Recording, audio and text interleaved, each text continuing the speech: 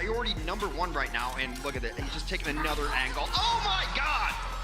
Oh, there we go, Sire! Triple kill from him! The huge plays, just tombing him. Get out, Valiant! At time. We'll see what Hydration does. Unbelievable! What is this? Unbelievable! Time! I can't take it anymore! Please stop! Raj there, the Graviton helping. Both supports are caught together. That's what they needed, but Carpe strikes in again. Striking down, Felix also being removed. Carpe, what are you doing? This is unbelievable! He turns around and gets on the point. Equine follows it up. How have they redone this? How do you retake a point like that, Philadelphia? Widowmaker. What does that name mean to you? Some may love her epic moments, many I assume hate her for those very same moments, but either way we all know she is the classic Overwatch sniper. And although I'm not going to sit here and say that she's changed drastically over time, the history of this hero is actually really interesting. It's the story of a character who is almost the same as she was shortly after launch, yet who has still managed to be tossed back and forth by the Overwatch meta, all the while stirring up plenty of controversy. So, what is the history of Overwatch's one-shot queen? Or would you rather I say, demon?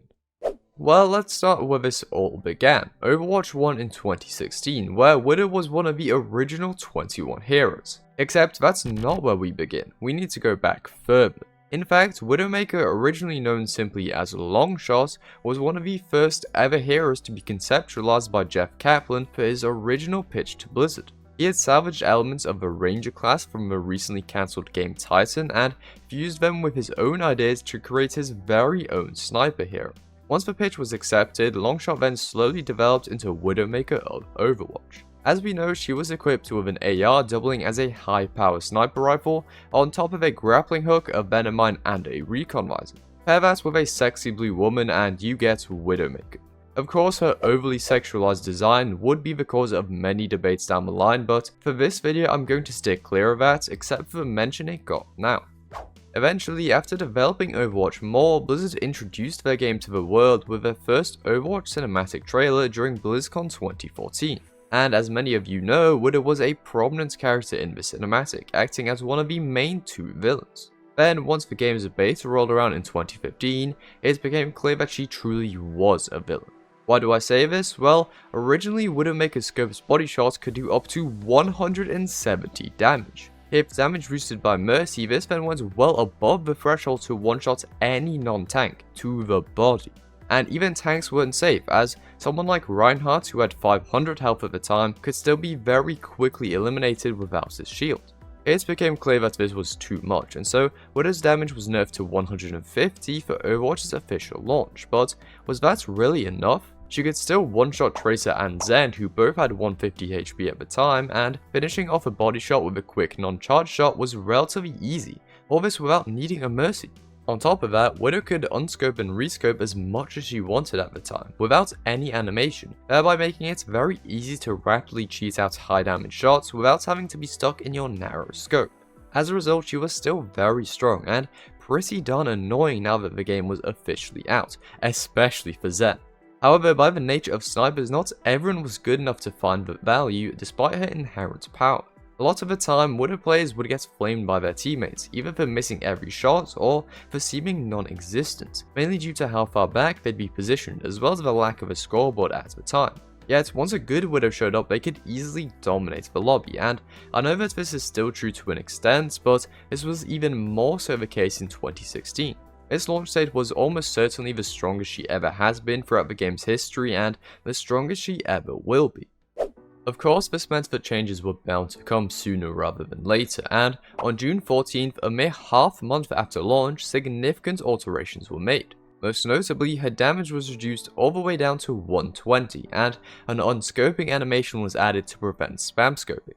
This was compensated for by a better headshot multiplier, but this only really meant she could still one-shot headshot heroes with 250 health. Overall, this was a pretty huge change, yet a necessary one nonetheless. On the other hand, this may have arguably made Widow a little underpowered. Unless you were able to hit every single headshot, there were simply better heroes for aim-focused players, namely McCree, who could output way better consistent damage whilst maintaining a relatively fast time to kill. As a result, Widow's pick rate was pretty low at the time. Despite being the most played defense hero during the beta, Widow was now not used a whole lot, although don't quote me on that as I couldn't find any concrete stats. What I can say though is that she was barely seen in any competitive areas in the early days, including tournaments such as the 2016 Overwatch World Cup, where McCree clearly filled her role sufficiently.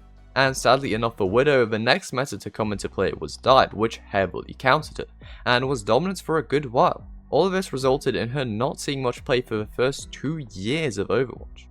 Even though you could argue that Widow should always be slightly underpowered due to her one-shot potential, Blizzard didn't want to leave her quite as low as she was, and so gave her a few minor buffs over time. Eventually, these combined with a significant cooldown reduction on her grapple to finally make her decent once again, since she could slightly easier evade dives. She still wasn't meta, but was good enough to be viable in an environment which could otherwise be detrimental to her.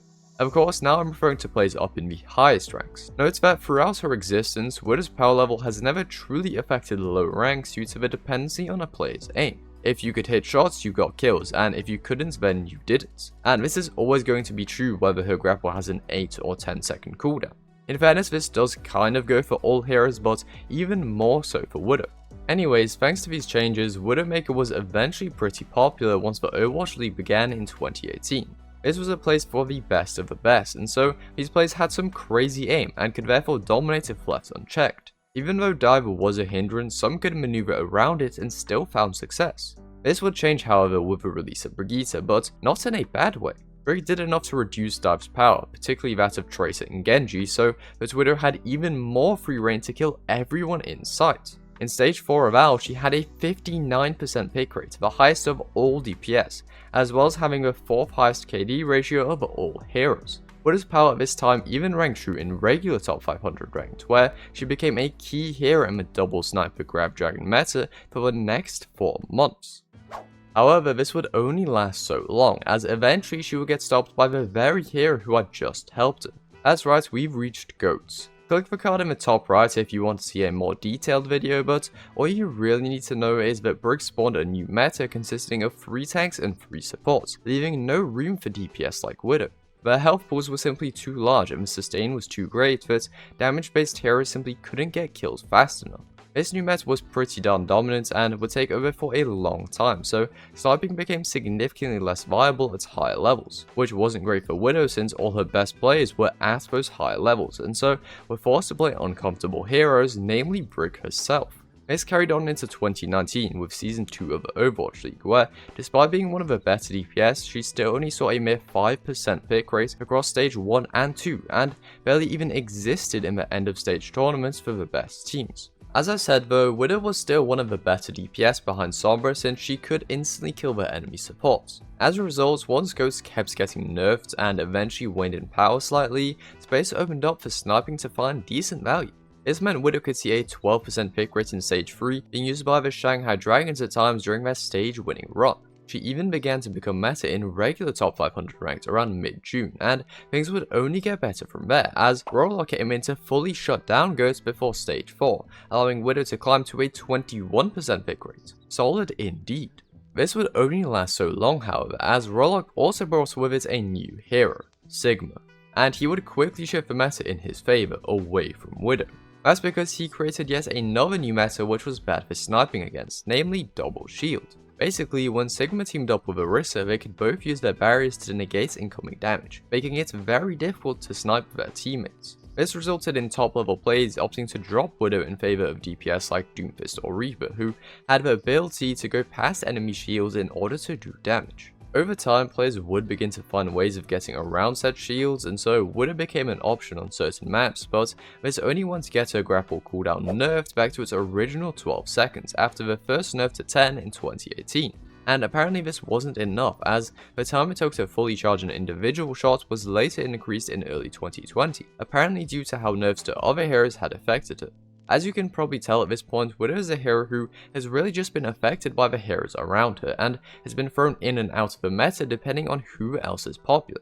Yet that wasn't quite the only factor. Recently I've just been bringing up pick rates in OWL and top 500 ranked, but those don't always tell the full story. Sure, Widow might not get played an insane amount, and a decent chunk of her plays in low ranks weren't very good, but she was still very oppressive in some games. Good Widow players could easily dominate lobbies, and although they might not always win, they would still end up getting a whole lot of one-shots. One-shots which feel awful for the player getting one-shots. Throughout Overwatch's history, one-shots have always been a problem, so much so that I may give them their own video one day.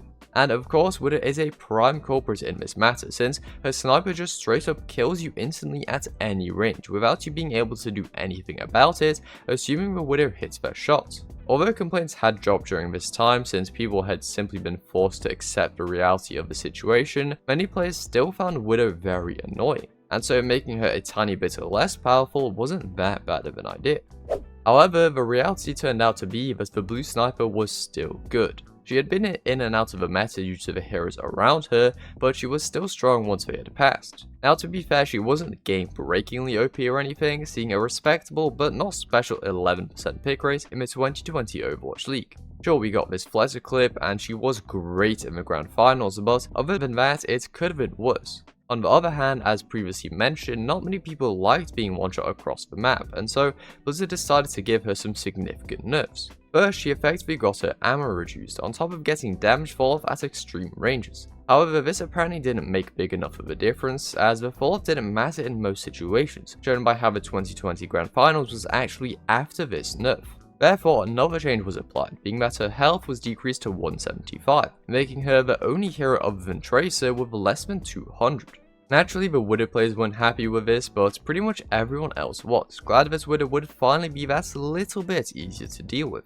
After these adjustments, Widowmaker proceeded to receive no further changes for the rest of Overwatch 1, except for a slight buff to her fall-off in mid-2021. On the whole, she was obviously weaker than previously, seeing very little play in AL 2021. However, she still wasn't awful, and as per usual, rewarded players who could out-aim their opponents. This then remained to be the case for a good while. Overwatch 2 finally came around in October of 2022, and although disappointing for many, it did have a big impact on Widowmaker. Now, she did get her health back up to 200, as well as gaining the DPS passive, but most importantly, she benefited from a shift to 5v5. Not only would there now be one less tank who could either dive her or shield off her damage, but one-shots also became even more impactful. This is pretty easy to understand. Instantly killing one of 5 people is going to make more of a difference than instantly killing one of 6. If you quickly click 2 heads, you're killing 40% of the enemy team rather than just 33%. This was actually a pretty significant indirect buff to Widow and would come to cause big issues in the future. However, from the start this wasn't quite the case, as she'd suddenly gained some fierce competition. Of course, I'm talking about Sojourn, a new hero who could also one-shot, yet who was simultaneously way more versatile. Sure, Sojourn had to wait a little between railgun shots, but she traded that for a better ult, more consistent damage output, better mobility and survivability, as well as having one-shots be easier to land up close since she had no scope. As you can tell, Sojourn was very powerful at the game's launch, and so ended up taking over a lot of a Widow's real estate. Widow still had her place, sure, but she was no longer the go-to for mechanically gifted players when one-shots were a must. Due to this, Sojourn saw a huge 63% pick rate once playable in the 2022 Overwatch League, with Widow being relegated to merely 6. However, this was only the case in AL, where players could hit every railgun shot. In lower ranks, Sojourn was actually pretty bad, especially since she was new and people didn't know how to use her yet. Furthermore, she was nerfed quite heavily in December, and so more space opened up for Widow. In Season 1 and 2, she saw a 3% pick rate, and although that may sound bad with the AL stats I've been mentioning, keep in mind that these are calculated differently, and so 3% was enough for 5th best DPS at the time. And as per usual, Widow put games in an awkward spot. Either she dominated and made the game miserable for the other team, or she did practically nothing and was miserable for her own team.